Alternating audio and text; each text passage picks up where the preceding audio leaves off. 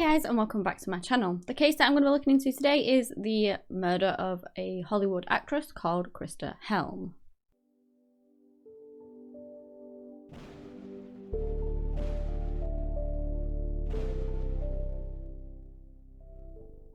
Crista was actually born Sandra Lee Wolfile. Apologies if I say any names or places wrong in this video. On the 11th of November in 1949 to parents Harry and Dolores Wolfile. When Crista was just very young, actually, I believe she was only 3, her parents did end up having a divorce. So they split up, and you know, Crista, growing up, was a very happy child, and she would love to sing, dance. Honestly, all of that she absolutely loved doing. She loved putting on a show, essentially, and from being a very, very young age, she knew exactly what she wanted to do in life. She wanted to become an actress. She wanted to become a star, and boy, did she let everyone know about it. She wanted to make it big in the entertainment industry. It was all she ever wanted. It was all she ever dreamed of. So when Crista turned 16 in 1967, she ends up falling pregnant. I'm not entirely sure who the father is, but what I do know is that Crista was in this job. She ends up falling pregnant with this man, and then they end up getting married because, you know, that was a lot of the done thing back then. You know, they didn't want children out of wedlock, things like that. So they decide that they're going to get married.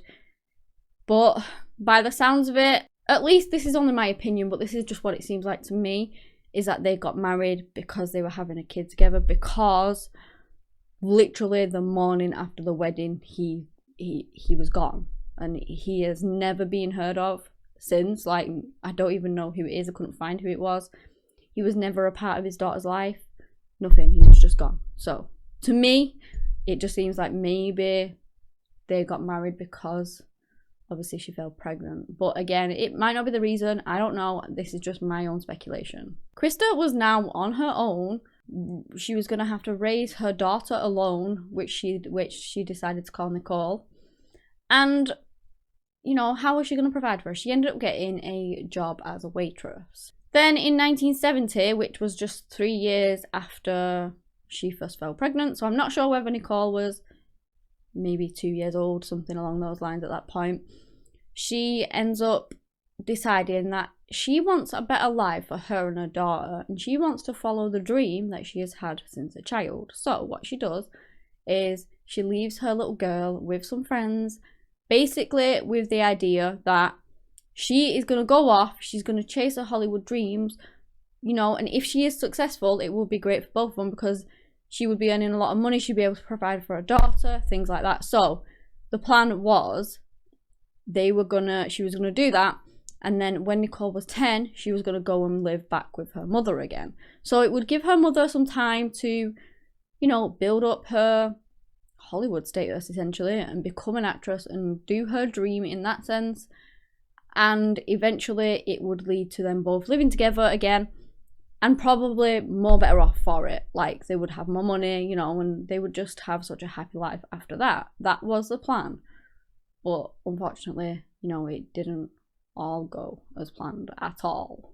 So she actually moved to New York, and of course you would still see Nicole a lot. Like, you know, Nicole would go down to New York and she would go back up and see Nicole. You know, they still had a pretty close relationship. They just didn't live together. Crista quickly began climbing the socialite ladder. She would go to all these parties and insert herself with all these famous people, and she would insert herself into like circles of all these high class people who were more likely to get her places essentially, and even some of them who were already famous. Obviously, if you have people connections like that and then they recognize your talent, you know, you're more likely to be successful in that field, at least. I've also seen that Crista was that determined that she would literally submit gossip posts, like articles about herself, in the hopes that they would go out, it would spread the word of her name, and she would become more famous like through that, and people would be more aware of her. So, you know, she was doing everything she could to try and get this role. She wanted for her entire life, and again, she wanted her daughter to be with her, so she needed to try and do it and climb up that ladder as quick as she could so that she could then support her daughter better. Not long after moving to New York, Crista met a man called Stuart Duncan, and he was a very wealthy man. He was also a patron of the arts, and pretty much as soon as he met Crista, he began opening doors for her, and it didn't really take long from that. Like I said, it's better if you know people. Again, she was trying to insert herself in with all these people, and it worked because she met him and he began introducing her to all these famous people, and sure enough, she was soon in circles with all these famous people. It had worked. She began spending time with all these big celebrity names. She was even given Bachelorette of the Month in the Cosmopolitan. So, you know, she was slowly building up her career to get where she wanted to be. Now, in 1972, 2 years after she'd actually moved to New York, she ended up landing a acting role in, and the following year she got a lead role in Let's Go for Broke, and this role was actually given to her by Stuart Duncan. She ended up playing an investigative journalist and a part-time karate chopping super spy, whose character name was called Jackie Brooke. Unfortunately, the film wasn't as successful as everyone had hoped, especially Crista. You know, she figured that probably people would recognise her talent more. She's out there, you know, she's in a film. She wanted it to do well, so then obviously it would boost her career even more. After this, she decided that she was gonna move to Hollywood. She was gonna try it with the bigger films, and you know, Hollywood is a massive dream for anyone that wants to become an actress or anything like that famous. Hollywood is the place to be, and that is where she wanted to be. So she did. She moved there. When she arrived there, she got a small role in a few TV series, things like that. She was in Starsky and Hutch. Another one she was in was Wonder Woman. And she was just slowly getting somewhere, you know, building it up and building it up and building it up until eventually, hopefully, you know, her career would skyrocket and she would just blow up and become very famous. Obviously, she had to have the talent to do that, which it seemed like she did. You know, it was something she always wanted to do from being little, and she honed those skills and, you know, just practiced all the time and things like that. And just the sheer determination of Crista was just astounding. And I mean, that's a fair point, actually. To the point where she ended up inviting her sister over at some point, and her sister to all these parties and things like that, and her sister began getting more attention than she did, and she actually ended up kicking her out because she didn't want her sister in the limelight. She wanted herself in the limelight, and because she was getting more attention, you know, she basically cut her off and didn't really speak to her again after that, which is just so sad for her sister. And it just shows how determined she was, and that basically the extent that she would go to, I guess, to get what she wanted, which I'm not saying is a good thing or a bad thing, but you know, it's just kind of sad that that relationship between them did deteriorate, because they were literally family, and it's very sad that. Crista was described as being a very ambitious and determined young woman. She knew what she wanted, and she wanted to get it. And I really do believe that if what happened to her didn't happen, that she probably would have gone far, because she just showed the sheer determination for it. Just, again, just my opinion, but that's just the way that her career was going. Like, she was building it up. She was so determined to be successful in what she wanted to do, and she was getting there. So, you know, what's to say that she wouldn't have got there? Unfortunately, that was not to be the case. On the 19th of February in 1977, she had attended a party and she was heading over to her agent's home after this party. So she was finishing up, getting ready to leave, and as she left, she gets to her agent's house, she gets to the front gate, and this is where she was brutally stabbed to death. She was actually stabbed a total of 23 times, which is a very vicious attack, and neighbours heard her screams as, you know, she was being attacked, so people were aware of it straight away. The unfortunate thing was, it was too late for Crista.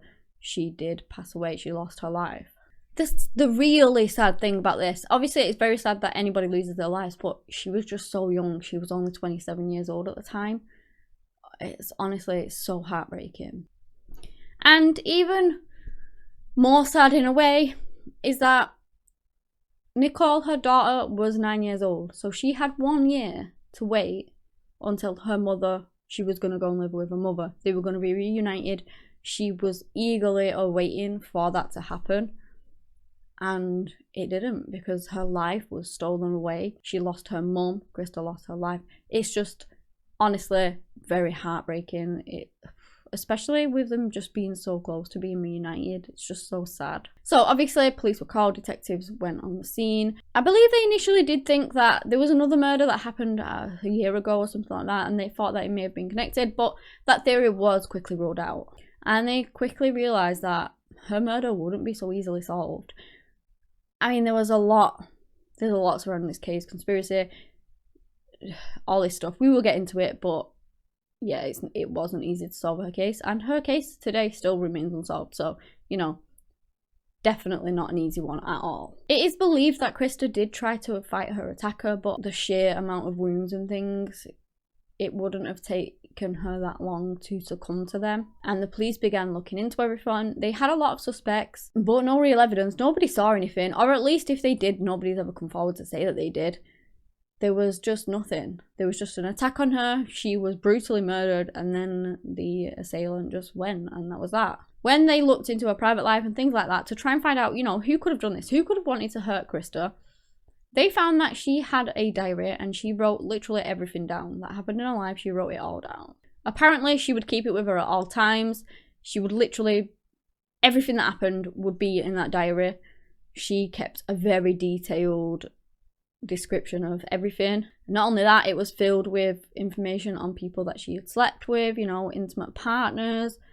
Honestly, all things like that was all in this diary because she just wrote everything down. People wondered as to why she would have kept this, but if she's a person that keeps a diary and she's going to write everything down, then why not her sexual partners? You know, I don't really see the question behind that. People have wondered whether she was trying to bribe some people because she'd actually had slept with a few famous people. Was she going to bribe them later on? Was she going to write a book? I just think that honestly, if she's just the kind of person that does sit down and writes down a diary, then she is going to include them things anyway. But that, again, is just my personal opinion. I do not know, and nobody really knows. People were very aware of this diary. She wasn't a secret. People knew that she wrote everything down. And I believe that some people did actually warn her about it. Like, I don't know, maybe nothing good will come of keeping such a detailed diary kind of thing. However, she just carried on because it was something that she wanted to do, and she just did it. She just carried on writing down this diary. Apparently, she also had these voice recordings of her being intimate with all these different people. Despite everybody knowing about this diary, nobody has ever found it. It is honestly believed that that could be the key to her murder. She literally wrote everything down. Maybe she had slept with somebody, or I don't know, maybe she did blackmail. I'm not trying to discredit her at all. Please don't think that. It's just like kind of a theory. But if, say, she was keeping all this information to try and blackmail some sexual partner, if she did blackmail them and then they killed her for it, and then, you know, all that evidence was in the diary and they took the diary, a lot of people do think something along those lines that may have happened. Obviously, I'm not saying that she did it with the intent to blackmail people, because again, I just don't know. But it is a possibility. Especially since the diary was never found. It's as if whoever took her life also took that. So the police carried on their investigation, but they didn't really get anywhere. They didn't find any solid leads. They didn't find any solid suspects, you know. I mean, it's so hard as well because she was surrounded by so many different people and on all these different circles that there just could have been so many suspects in the case. And if she had sort of had sexual relations with a lot of different people, then they could all be suspects too, you know. And then this diary that could be the sort of key to everything was missing. They just didn't have a lot to go on. Her case kind of went cold after that, but Nicole, obviously she was aging, she was growing up, becoming an adult, and in 2006 she began to put more pressure onto the police to look into her mother's case again, because she wanted it solved. She wanted to know who had done this horrific thing to her mother, stolen her mother's life away from her. They were literally a year from reuniting and spending the rest of their lives together, and then somebody came and took her away and took everything from her, and that is just so heartbreaking. And she wanted to know who did it. Of course she did. So she puts pressure on the police and they reopen the case. Again, looking into it again, they try looking over the tapes that Crista had recorded, but you know, most of them were now missing, and they tried to hunt them down. And this is actually when they found out that an actor had actually been to Crista's apartment after her death and apparently removed some of the tapes. A roommate actually told the police this, but apparently this actor denied having ever done that, anything to do with it. You know, it wasn't them. They weren't even at the apartment at all, so there you go. One of her friends then came forward to the police to say that they had actually received a postcard of Crista. It was one of her friends from back home before she moved to New York and Hollywood and everything else. And it was from Crista, and it said something along the lines of that she'd gotten herself into something, she was way over her head, and it was something she couldn't get out of. So that seems very suspicious and leads me to think more along the lines of, I don't know, maybe somebody did kill her because of the contents of her diary and they wanted to hide that, whatever was in there. There's a massive theory that Crista potentially stepped on some people to get where she wanted to be, and that maybe one of those was the one that killed her, because as I've said with her sister, she kicked her out and cut off ties with her because she was getting more attention than she was. So who's to say that was literally her own family? Who's to say that she didn't step on other people's toes to try and get to where she wanted? Again, I am not trying to give her a bad name at all. These are just theories and what I have found on the internet, the information that I've found. And there's just a lot of speculation around the diary, around her crossing the wrong person, blackmail. She could have been, honestly, there's so many theories. I've thought about maybe a stalker, because a lot of famous people do end up, unfortunately, with stalkers. And much like the case that I did on Rebecca Schaefer, I think it was, she had a stalker that she didn't think much of, and then he ended up killing her, which is absolutely devastating. So who knows, maybe she did have something like that. She wrote it all in a diary or something, and then this person killed her in a vicious attack. Again, there's just a lot of theories on it. A lot of people believe that her diary is the key to this case, and we probably won't ever find it, because whoever took it, if they were smart enough, they would have destroyed it. You know, surely they wouldn't have kept hold of it, and it's still like an actual materialistic thing right now. So honestly, I don't think that diary will ever be found, unless somebody literally did take it and just has it stored somewhere. You know, hopefully that is the case. I honestly hope that some information comes forward to get this case solved. I just don't believe that that diary still exists, personally. But yeah, all the theories, there are a lot of different things that could have happened. They all could be plausible, they all could be true, or it could be none of them, you know. It's just so devastating that her case remains unsolved to this day, that her daughter is really pushing to try and find out who killed her mum, obviously, like you would. And they're just no closer to finding out who it was, like, at all. She was literally killed outside of someone's home, fighting off her attacker. Her screams were heard, and still, we don't know who did it. It's just so frightening. It seemed like she led a very complicated life, and at least in my opinion anyway, I believe that it was somebody close to Crista who was the one that did it. Again, might not be. It could have been a random stalker. It could have been a random person. It just could have been so many things. We just don't know. But that's just more along the lines that I believe of, especially with all this diary thing and it going missing and all that lot. Now, I did actually forget to mention that they did find some DNA under her fingernails, but as of yet, nothing has ever come of that. So they have it on record, probably. They'll put it in a database, and hopefully one day, maybe whoever did this will do something else wrong, get in the criminal system, and then maybe one day they'll get a match. I really do hope that that is the case, that Crista's case will be solved, and poor Nicole, whose mother was snatched away from her. I really hope that Nicole will get answers one day on what happened to her mum, and that the person who did this horrible thing will get justice for what they did. But yeah, Crista's case remains unsolved to this day. But that's the end of the case. If you guys have enjoyed it, give me a big thumbs up, subscribe to the channel for similar content. Anyway, that's all I have today on the case of Crista Helm. Thank you so much for watching, and until next time, bye!